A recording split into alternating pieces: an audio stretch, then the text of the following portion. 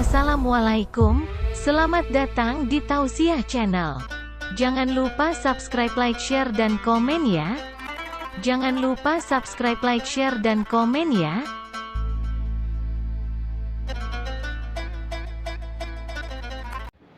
Assalamualaikum warahmatullahi wabarakatuh. Inna hamdanillah wassalatu wassalamu ala rasulillah wa ala alihi wa ashabihi ajmain. Amma ba'du. Rabbi subhanaka la ilma lana illa ma 'allamtana innaka antal alimul hakim. Rabbi zidna ilman warzuqna fahman.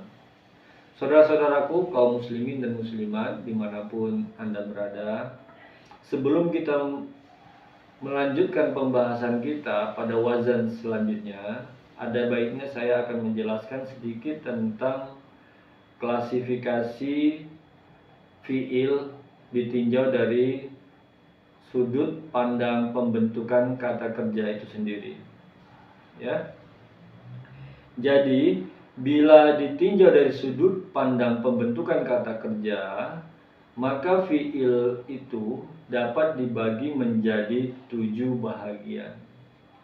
Yang pertama adalah sahih. Sahih adalah kalimat yang baik karena tidak terdapat huruf ilatnya. Tidak terdapat huruf ilatnya. Ya. Huruf ilat itu apa? Huruf ilat itu adalah huruf cacat. Apa saja yang masuk dalam kategori huruf ilat itu? Yang pertama adalah alif, yang kedua waw, dan yang ketiga adalah ya. Jadi ketiga huruf itu disebut dengan huruf ilat dalam bahasa Arab. Ya. Baru yang kedua adalah mudha'af.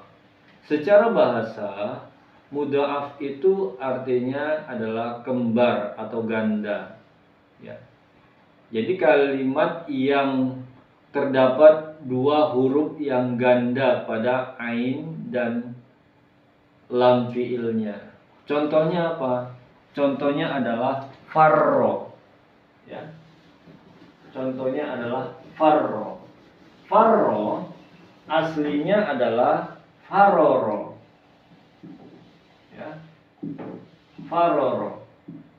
Dalam kaidah bahasa Arab, ya, apabila terdapat 2 huruf yang ganda atau kembar, maka huruf yang satu bisa disatukan dengan huruf yang kedua.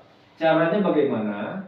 Caranya adalah huruf ro yang pertama dia harus disukunkan, ya, sehingga menjadilah dia farro. Nah, ketika yang huruf pertama sudah disukunkan, maka barulah dia bisa disatukan, menjadilah dia farro. Begitulah dia dalam kaidah bahasa Arab. Baru selanjutnya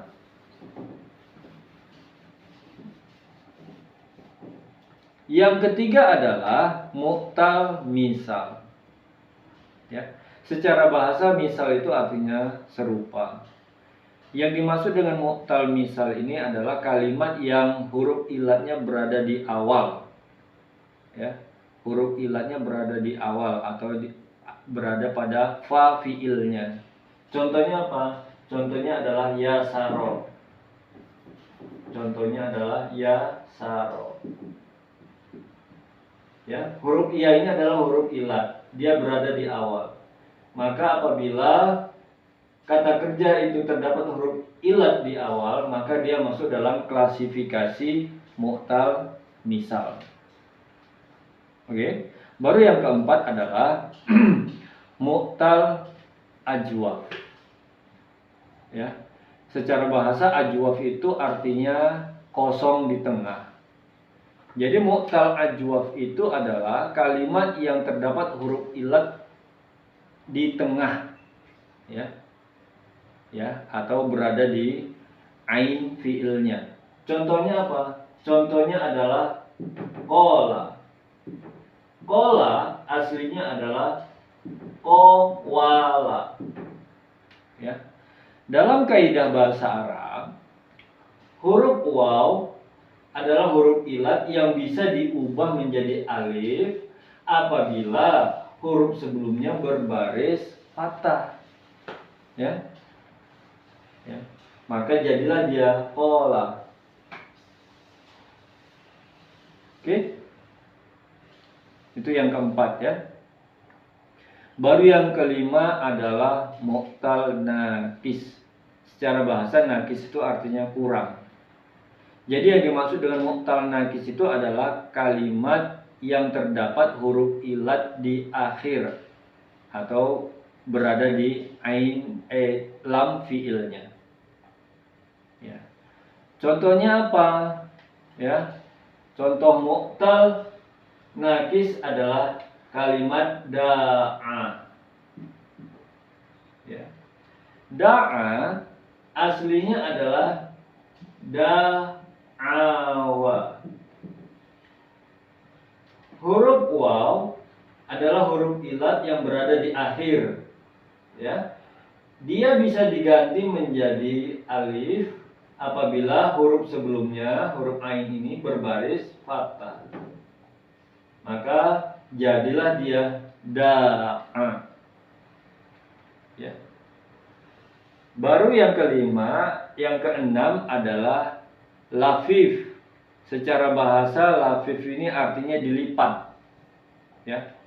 Jadi lafif ini adalah kalimat yang terdapat huruf ilat di tengah dan di akhir atau berada di ain fiil dan lam fiilnya. Jadi huruf ilatnya berada di ain fiil dan lam fiilnya atau berada di tengah dan di akhir. Itulah dia al-lafif ataupun lafif. Terkadang orang menyebut lafif ini dengan sebutan mu'tal makrun. Ya. Makrun itu dari kata korin, dekat, berdekatan. Jadi huruf ilatnya berdekatan. Ya. Contohnya apa? Contohnya adalah rawaya. Rawa. Rawa ini aslinya adalah rawaya. Terdapat huruf ilat di tengah dan di akhir. Ya. Jadi apabila kata kerja itu terdapat huruf ilat di tengah dan di akhir, maka dia masuk dalam klasifikasi mu'tal lafif makrun. Mu'tal lafif makrun. Ya. Baru yang ketujuh adalah multawi. Secara bahasa multawi ini artinya melilit. Ya. Terkadang orang menyebut multawi ini dengan sebutan mu'tal lafifun mafruk. Mafruk itu dari kata faroko, terpisah. Artinya huruf ilatnya terpisah. Karena dia berada di awal dan di akhir. Ya. Contoh mu'tal lafifun mafruk ini adalah waqo. Kalimat waqo. Waqo aslinya adalah waqoya. Jadi huruf ilatnya berada di awal dan di akhir. Ya. Huruf ilatnya berada di awal dan di akhir. Jadi kalau kata kerja tersebut huruf ilatnya berada di awal dan di akhir atau berada di fa fiil dan lam fiilnya, maka kata kerja tersebut masuk dalam klasifikasi mu'tal lafifun mafruk atau disebut juga dengan multawi. Jadi itulah klasifikasi kata kerja bila ditinjau dari sudut pandang pembentukan kata kerja. Tasrif pada wazan ini, tasrif pada klasifikasi mu'tal ini agak sedikit berbeda. Nanti bisa kita bahas pada contoh-contoh yang akan kita temukan di dalam Al-Quran. Ya. Dari penjelasan yang saya sampaikan ini, bila ada yang masih kurang jelas ataupun ada yang ingin dipertanyakan, silahkan komen pada video kita kali ini. Ya. Insya Allah akan saya jawab. Bila ada kekurangan, saya mohon maaf. Saya akhiri dengan ucapan billahi taufiq wal hidayah. Assalamualaikum warahmatullahi wabarakatuh.